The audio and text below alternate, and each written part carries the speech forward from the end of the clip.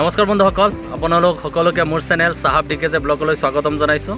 আজি অষ্টমী পূজা, তো আজি মই ঢেকীয়াজুলিৰ যিমান ডাঙৰ ডাঙৰ পূজা আছে গোটেইখিনি ফুৰিব ওলাইছোঁ আৰু আপোনালোককো দেখাম এই ভিডিঅ'ৰ জৰিয়তে।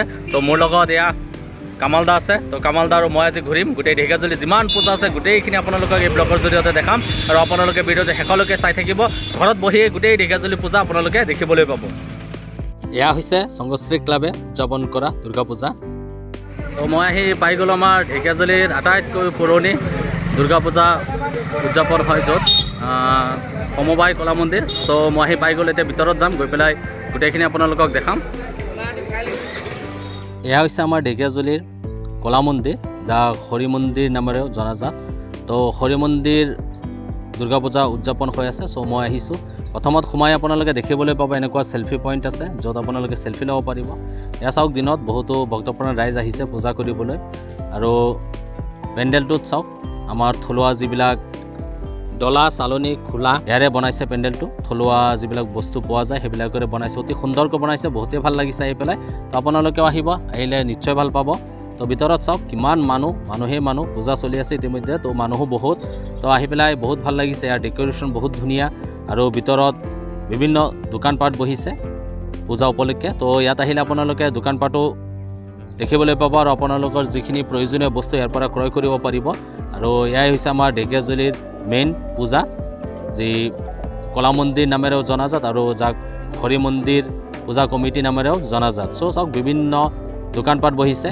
আজি অষ্টমী পূজা, তো কালি নৱমী, পিছদিনা দশমী, তো পূজা শেষ হ'বই হ'ল। তো আপোনালোকে ইয়াত যেতিয়া পূজা চাবলৈ আহিব, ইয়াত দোকানপাট বহুতো বহিছে, তো ইয়াৰ পৰা শ্বপিঙো কৰিব পাৰিব সকলোৱে। এয়া হৈছে আমাৰ ঢেকীয়াজুলিৰ এটি বিখ্যাত দুৰ্গা পূজা উদযাপন কমিটি, যিটো কলা মন্দিৰ।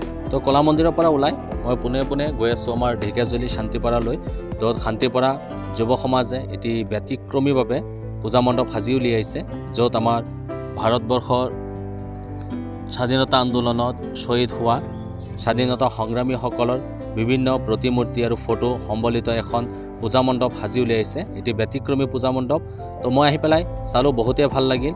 ইয়াত আমাৰ স্বাধীনতা সংগ্ৰামত প্ৰাণ আহুতি দিয়া যিসকল বীৰ বীৰাংগনা আছিল, তেওঁলোকক লৈ এই মণ্ডপটো সাজি উলিয়াইছে। এয়া চাওক, আমাৰ নেতাজী সুভাষ চন্দ্ৰ বসু, ভাৰত মা, মহাত্মা গান্ধী আৰু আমাৰ ঢেকীয়াজুলিৰ পৰা শ্বহীদ হোৱা 13জন বীৰ বীৰাংগনাক তেওঁলোকে শ্ৰদ্ধাঞ্জলি জনাইছে আৰু মেইন গেট বনাইছে। ইয়াত চাওক আপোনালোকে ভগত সিং, মহাত্মা গান্ধী, কনকলতা, নেতাজী সুভাষ চন্দ্ৰ বসু, আমাৰ অশোক স্তম্ভ, অশোক চক্ৰ, এইবিলাক দি পেলাই অতি ধুনীয়াকৈ পেণ্ডেলটো সাজি উলিয়াইছে। চ' আহি পেলাই বহুত ভাল লাগিল। আপোনালোকো আহিব আৰু এবাৰ আহি পেলাই এই পূজা মণ্ডপটো চাই যাব, সঁচাই বহুত ভাল পাব আপোনালোকে। গৰমত ফুৰি ফুৰি ভাগৰ লাগি গ'ল, চ' এয়া ফ্ৰুটি খাই আছোঁ। তো কামালদাও আছে, আমি দুজনে ঘূৰি আছোঁ আজি গোটেই দিন। তো অলপ ডিঙিটো শুকাই গ'ল, তো পানী খোৱাৰ বদলি ফ্ৰুটি খাই আছোঁ। ভাই বহুত কষ্ট কৰি আছে, ছাবস্ক্ৰাইব, শ্বেয়াৰ, লাইক, একদম লাইক বটনটো একদম পুৰা গাইব কৰি দিব মাৰি মাৰি ভোক দৌ। এতিয়া মই আহি পাই গ'লোঁ আমাৰ ঢেকীয়াজুলি STC বাছ ষ্টেণ্ডৰ সন্মুখত থকা মন্দিৰ, য'ত দুৰ্গা দেৱীৰ শিলৰ মূৰ্তি আছে। তো এইটো দুৰ্গা মাৰ শিলৰ মূৰ্তি থকা মন্দিৰ। তো এই মন্দিৰ কেতিয়াও বিসৰ্জন নকৰে এই মূৰ্তি। তো ইয়াত প্ৰতি বছৰে পূজা উদযাপন হয়। তো ইয়াৰ ভিতৰত আপোনাৰ শিলৰ মূৰ্তি আছে দুৰ্গা দেৱীৰ। চ' আপোনালোকে আহিলে ইয়াত চাব পাৰিব আৰু আমাৰ ঢেকীয়াজুলিৰ যিসকল আছে সকলোৱে গম পায়। যদি ঢেকীয়াজুলিৰ বাহিৰত মোৰ ভিডিঅ'টো গৈছে, আপোনালোকে কেতিয়াবা সময় পালে আহি পেলাই এবাৰ চাই যাব। ইয়াত দুৰ্গা দেৱীৰ শিলৰ মূৰ্তি আছে। ৰাতিপুৱাৰ পৰা ঘূৰি আছোঁ বাইকত, তো আপোনালোকক দেখাবৰ কাৰণে যিমানখিনি পাৰিছোঁ দেখাই আছোঁ আপোনালোকক। তো ভিডিঅ'টো চাব শেষত। এতিয়া মই আহি পাইছোঁ আমাৰ কালিবাৰীৰ যি দুৰ্গা পূজা উদযাপন হৈ আছে। তো মই ভিতৰলৈ গৈ আছোঁ, আপোনালোক আহক মোৰ লগত।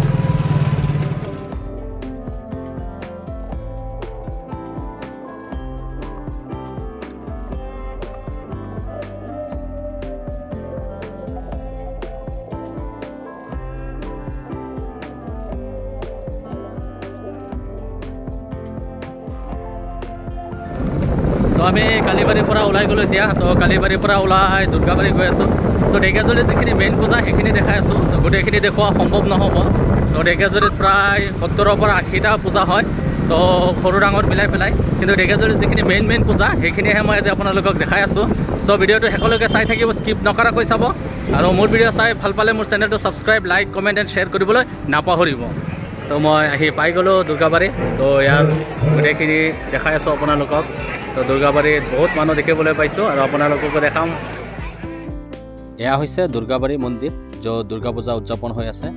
আপোনালোকে চাওক কিমান ভিৰ, বহুত মানুহ আহিছে। তো ভিতৰলৈকে সোমাবলৈ অসুবিধা, তো মই বাহিৰৰ পৰা ভিডিঅ'টো বনাইছোঁ। এয়া হৈছে দুৰ্গাবাৰী।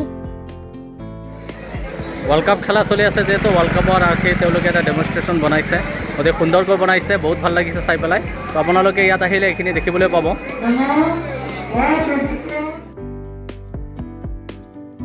এয়া যে বনাইছে দুৰ্গাবাৰীৰ যি দুৰ্গা পূজা উদযাপন কমিটিয়ে, তো অতি সুন্দৰকৈ বনাইছে। আমাৰ লগত উদযাপন কমিটিৰ বিষয়ববী এজন আছে, চ' তেখেতৰ পৰা জানিম। তো দাদা কওকচোন। হয়, এটা তো আপোনালোকে আমি আমাৰ দুৰ্গাবাৰী তৰফৰ পৰা জনাই আছোঁ যে আমাৰ 2023 বৰ্ষৰ শাৰদীয় দুৰ্গা পূজাৰ শুভেচ্ছা সমগ্ৰ অসমবাসী ঢেকীয়াজুলিবাসী ৰাইজক। আৰু আমি এটা সৰু প্ৰতিষ্ঠানতো কৰিছোঁ এইবাৰ। আপোনালোকে চাই আছে যিটো আমাৰ ৱৰ্ল্ড কাপৰ বতৰ, তো আমি মা দুৰ্গাৰ ওচৰত প্ৰাৰ্থনা জনাইছোঁ যে এইবাৰ ৱৰ্ল্ড কাপত যেন আমাৰ ৰোহিত শৰ্মাৰ হাতেৰে দি আমাৰ ৱৰ্ল্ড কাপ আকৌ ঘূৰি আহে আমাৰ দেশতেই, ইণ্ডিয়াতেই। সেইটো আখৰে এটা সৰু নমুনা এটা আমি প্ৰস্তুত কৰিছোঁ। 5 ফুট উচ্চতাৰ কাঠ বা এইবিলাকো দি তৈৰি আমি ৱৰ্ল্ড কাপটো তৈৰি কৰিছোঁ। লগতে আপোনালোকে চাব পাৰে তাতে ৰিমেম্বাৰ বুলি ৱাৰ্ড আছে 1983 ফাৰ্ষ্ট আমাৰ ৱৰ্ল্ড কাপ আহিছিলে আমাৰ ইণ্ডিয়াত কপিল দেৱৰ থ্ৰু দি। তাৰপিছত ছেকেণ্ড যিটো ICC 50 over ODI world cup আহিছিলে আপোনাৰ মহেন্দ্ৰ সিং ধোনীৰ হাতেৰে।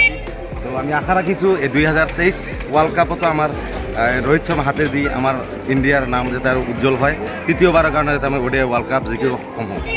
ধন্যবাদ জনাইছোঁ দাদাক। তো বহুত সুন্দৰকৈ আপোনালোকৰ আগত ক'লে যে তেওঁলোকৰ মনৰ ভাৱখিনি। তো বহুত ভাল লাগিছে, আপোনালোকে আহিব পাৰে ঢেকীয়াজুলি আমাৰ এইটো দুৰ্গাবাৰী দুৰ্গা পূজা কমিটি। তো মই নিমন্ত্ৰণ জনাইছোঁ, আপোনালোকে সকলোৱে আহক, আহি পেলাই এবাৰ চাই যাব। এতিয়া মই আহি পালোঁ অমৰ সমিতি পূজা মণ্ডপৰ আগফালে। তো ভিতৰলৈ সোমাই গৈ আছোঁ আৰু গোটেইখিনি আপোনালোকক দেখাম অমৰ সমিতি কেনেকৈ পূজা উদযাপন কৰি আছে।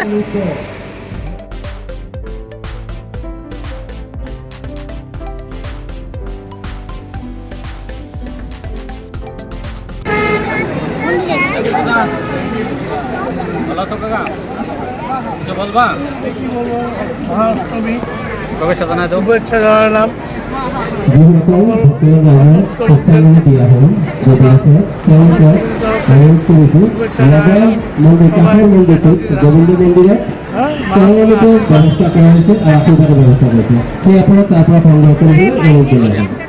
এয়া হৈছে আমাৰ ঢেকীয়াজুলি 6 নম্বৰ ৱাৰ্ডৰ অমৰ সমিতি পূজা মণ্ডপ।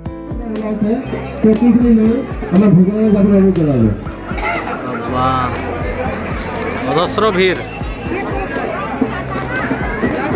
হেপী পূজা। বহুত ভিৰ, ইয়াত সোমাবই পৰা নাই, ইমান ভিৰ। আপোনালোকে দেখিবলৈ পাইছে কিমান মানুহ।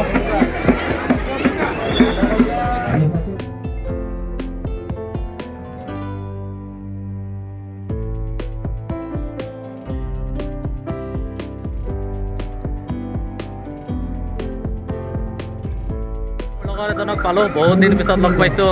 তো ডিফেন্সত কৰে, মোৰ লগত আৰু তেওঁৰ ৱাইফ আছে লগত। তো হেপী পূজা, পূজাৰ শুভেচ্ছা দিলোঁ। Thank U.